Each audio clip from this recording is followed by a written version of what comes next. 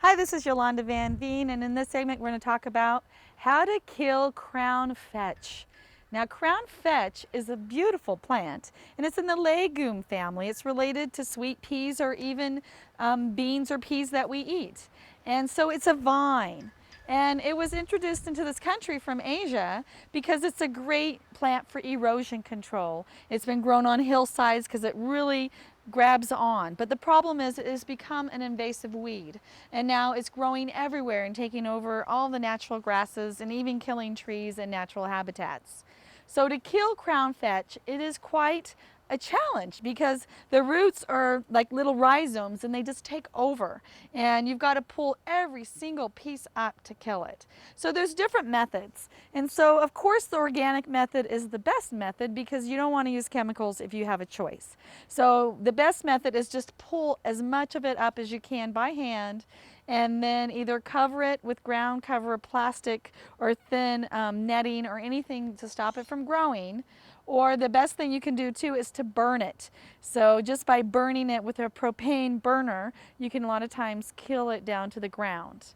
And saying that, the seeds will still reproduce. It seems that they will just grow and grow no matter what. So there are some chemical alternatives that we don't recommend, but there's still possibilities because there's places where we need to get rid of it. And so to get rid of it, you have to use some chemicals.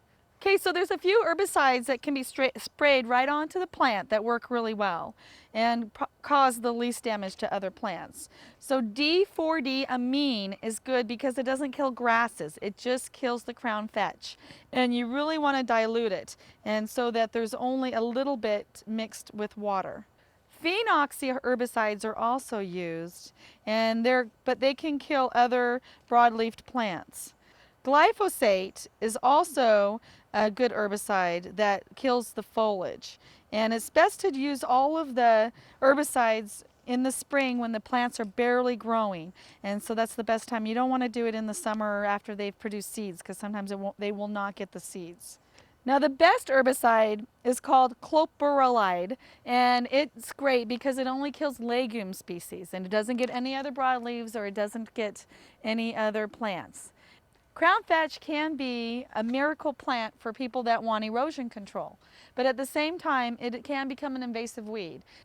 So before using any chemicals, make sure and talk to your local Department of Agriculture and get some skinny on it and make sure that you're not doing any damage to any plants that you don't want to kill.